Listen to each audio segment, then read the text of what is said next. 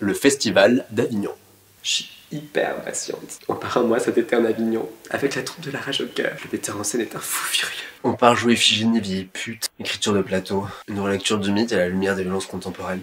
Le parti pris est super audacieux, tous tenus, avec des insultes éthiopiennes tatouées avec du sang de bœuf sur le corps pour dénoncer tout à la fois les abus migratoires et la politique fasciste de Poutine. Sans oublier l'inconscience de Trump sur le réchauffement climatique et l'agriculture bovine intensive. Ouais, je pense qu'on peut dire qu'on est plutôt des révoltés. Des compagnies avec des gens révoltés, qui rêvent d'aller à Avignon pour faire un gros carton, il y en a chaque année des milliers. Et puis, par une sorte de processus scientifiquement assez solide, à la fin du mois de juillet, il y en a à peu près 100 fois moins sur pied. D'où vient ce mystère qui sévit chaque été sans pitié auprès de la faune théâtreuse française? C'est quoi et ça implique quoi de faire le si festif Festival d'Avignon quand on est à peu de choses près, un inconnu joyeux et bien intentionné dans le vaste vivier de la création anonyme? Le Festival d'Avignon. Là, comme ça, a priori, juste d'après le nom, ça sent les réjouissances bon enfant avec plein de gens qui se retrouvent ensemble pour fêter leur amour du spectacle sur fond de cigales bourrées au pastis et de lavande rôtie par le soleil. J'ai toujours tellement besoin de vitamine D, c'est comme ça, je suis une vraie courge. Avignon, chef-lieu du Vaucluse, département chatoyant de la non moins chatoyante région PACA, avec ses taux records de sympathisants nationalistes, écrin de la célèbre Cité des Papes, dont les suppôts zélés décidèrent d'excommunier les comédiens au cours du sémillant XVIIe siècle. Non mais on ne devait pas parler du Festival d'Avignon là. Avignon, ville de tous les paradoxes, c'est important, tu vas comprendre, est aujourd'hui le fief d'un festival de spectacles vivants de renommée internationale attirant des centaines de milliers de personnes, basé sur la partition in-off, équivalent peu ou prou au distinguo noblesse tiers-état, Occident versus tiers-monde, ou encore TGV versus Ouibus. Je crois que je vois où tu veux en venir. Pour faire simple, tu as la version chic et historique, le Festival In, subventionné, avec des spectacles achetés, hébergés dans des lieux sublimes, accueillant le gratin de la création contemporaine sur une sélection drastique. Tout ce beau monde est payé, logé et nourri comme il se doit, le tout sur une grosse quinzaine de jours parce que bon, il fait chaud et qu'au mois de juillet, on a quand même autre chose à foutre que de s'enfermer dans des salles de théâtre mal climatisées. J'ai trouvé un super tuto pour fabriquer des éventails avec des flyers. Il fait si frais. Et puis, il y a la version Poulbeau, pour celles et ceux qui ne connaissent pas les scènes nationales, la drague, la Dame, l'Arcadie, ou qui n'ont juste pas réussi à obtenir leur soutien et leur faveur. Ça, c'est le Festival Off, soit la partie immergée de l'iceberg, c'est-à-dire un peu plus de 95% des saltimbanques locaux. Cette joyeuse bande de kamikazes passionnés paie souvent très cher pour jouer, selon des contrats de location ou de chorélisation bien minables. Si tu sais pas ce que c'est que la chorélisation, regarde l'épisode précédent. Ils louent donc des théâtres hors de prix, tu n'imagines même pas le nombre de guillemets qu'il faut mettre autour du mot théâtre. On avait le choix entre un garage, une cave et une salle de classe. On a choisi le garage, on trouvait que ça fitait bien avec l'aspect underground du projet. Et comme l'amour de la scène n'a pas de prix, les pros du off doivent aussi banquer pour se loger, pour bouffer, pour se déplacer, pour imprimer leurs affichettes et leurs flyers, pour les distribuer s'ils n'ont plus de bras et de neurones disponibles, le tout sur 31 jours. Bah oui, parce que souvent quand t'es fauché, tu deviens con, donc tu acceptes la petite loi tacite de débarquer le premier du mois pour l'accueil du off qui ne sert strictement à rien, et de jouer jusqu'au 31 dans une ville tout bonnement sinistrée après le départ du In une grosse semaine plus tôt. Retrouve-moi tous les soirs au Topinambour à minuit 40, je vous attends. C'est quoi? C'est un spectacle très engagé sur la condition. En vrai, Avignon, même dans le off, ça peut être fantastique. Mais il faut juste être au clair sur les ambitions et sur les attentes et savoir à quoi ça ressemble pour éviter de se péter le nez.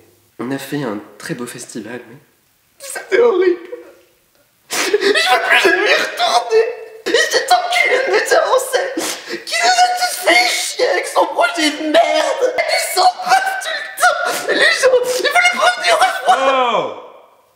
Un mois de juillet type pour une petite compagnie lambda sans budget, ça ressemble à une arrivée funky dans la joie. Au départ, tu acceptes tout, la chaleur, la maison des gueux, le lit à partager. Ça change de Paris et le dépaysement, c'est un peu comme un début de flirt, ça rend complètement aveugle. Premier jour, tu cales tes rendez-vous théâtre, administration, régie, tu repères les tessis et tu kiffes ton pacalo en terrasse. Aux abords du 4, tu participes à la poubellisation de la ville, qui au demeurant est très très belle. Dès minuit, avec ton caddie, ton échelle, ta colle et tes ficelles, tu te bats pour accrocher tes affiches, fixer la glu sur des cartons de clodo. Non mais ça va, je suis pas tes cosses. Et tu chiales quand tu vois débarquer la camionnette d'une grosse prod avec échelle télescopique et agrafeuse murale qui recouvre un mur de 30 mètres carrés en 4 secondes chrono. Ensuite, tu prépares ta parade pour tes sessions de tractage. Ultra important. Et puis arrive le cœur du sujet, les semaines de représentation. Tu tractes, tu parades, tu tractes, tu parades, et ainsi de suite tous les jours avant ton créneau. Ensuite, tu files au théâtre. Tu montes en 15 minutes ton décor qu'on te souhaite d'avoir léger. Tu joues sans grande jouissance parce que tu penses déjà au démontage express qui t'attend, au tractage et aux parades à suivre. Et puis tu te bourres la gueule dès 23 h en espérant choper au délirium, en attendant que le frais rentre enfin dans ta piole pour pouvoir y dormir vu qu'il n'y a pas de climatisation. Je préfère prévenir, si j'ai pas un day off, détox, pilates, je peux devenir super agressive. À toi de gérer, mais même si tu joues à 22 h le 31, il faudra glaner du chaland, sinon tu joues à perte. Mais ça va, il y a de bouche à oreille. Sauf que quand il y a plus de bouche et plus d'oreilles, ça marche pas. On aura de la presse, j'ai un gros karma. Tu pourras même pas leur en vouloir parce que c'est comme les spectateurs, ils ont un annuaire à décrypter. Donc avant de tomber sur toi qui n'a ni sub, ni tête d'affiche, ni les 3 têtes Télérama, ça va être un petit peu compliqué. Donc en fait, ça vaut pas le coup de faire Avignon, dis-le tout de suite.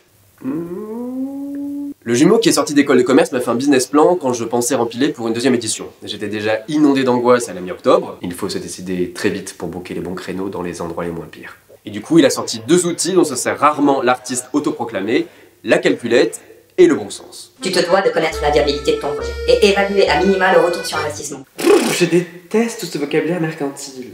Tu veux qu'on parle de ce que tu devrais légalement coûter à ton metteur en scène ?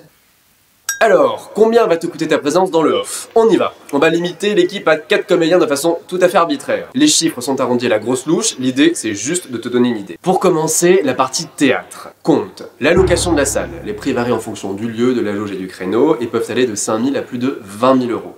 Le prix d'un régisseur, le prix de la billetterie, c'est-à-dire le matos de la caissière et la caissière. Ensuite, la partie logistique et quotidien. La location d'un logement, te base pas sur les prix hors saison, les tarifs doublent littéralement pendant le festival. Et les défraiements trajet bouffe, on t'encourage vivement à partir sur un combo Lustucru et Webus. Enfin, la com. Les tracts, les flyers et le matos d'afficheurs sauvages. Ton inscription dans le off, le truc est un bottin de 300 pages autour à 6 lignes en caractère 5,5, mais si t'es pas dedans, tu n'existes pas. Et puis ensuite, tu raques ta chargée de com, ou ta chargée de diff, ou les deux si tu as les moyens, ce qu'on te souhaite. Bon alors, ça fait combien? Un peu plus de 15 000 euros en fourchette ultra basse. Ah, avec un bon remplissage, ça ira à peu près, d'autant que toutes les recettes sont pour nous. Je suis con, j'oublie un truc important. C'est dingue, on zappe tout le temps ce détail. Le salaire de ton équipe. Ah ouais, et puis les droits aussi. Soit, comme une énorme majorité du cru, tu ne payes personne, soit tu alourdis sensiblement l'ardoise. En faisant un package à juste un cachet par semaine par comédien, tu rajoutes 3 400 euros. 21 000 euros si tu les payes tous les soirs. Certaines compagnies partent à 8, 10 ou 15 comédiens, mais tu comprends déjà un petit peu mieux la tendance actuelle qui favorise l'émergence des solos. Avignon, c'est donc un budget de 15 000, 20 000 ou 36 000 euros, selon ton degré de détente avec la fraude.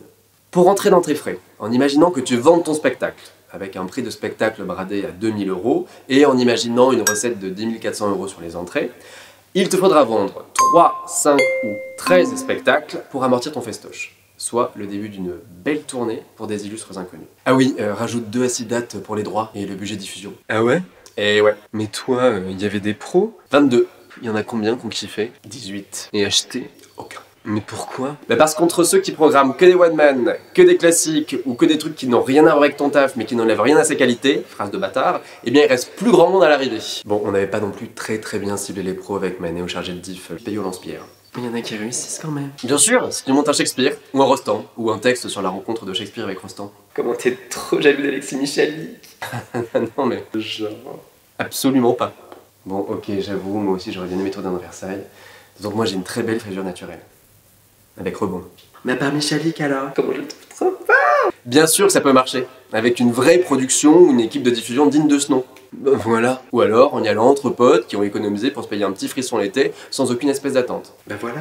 Je le répète, même dans le off, ce festival ça peut être génial. Mais faut juste savoir où on met les pieds et partir en campagne bien armé. Parce que ça peut être aussi très traumatisant. Pour l'ouverture et la méditation, on va finir sur du Villard. Je kiffe trop son tube sur Capri. Tu es fatigante. Et toi t'as pas d'humour. Toi t'es moche. Ta gueule. Jean, en créant le festival en 1947, disait qu'il voulait toucher un public nouveau, avec un théâtre différent de celui qui se pratiquait à Paris à l'époque. Ma voisine ne suce pas que des glaçons, les monologues de la nouille, faites l'amour avec un wallon. Tu m'étonnes que le in soit déjà complet. Redonner au théâtre, à l'art collectif, un lieu autre que le huis clos. Faire respirer un art qui s'étiole dans des antichambres, dans des caves, dans des salons. Réconcilier enfin architecture et poésie dramatique. Ah ouais, en fait, on est dans le contresens absolu. C'est pas moi qui l'ai dit. Et bon festoche. Et bisous, cœur.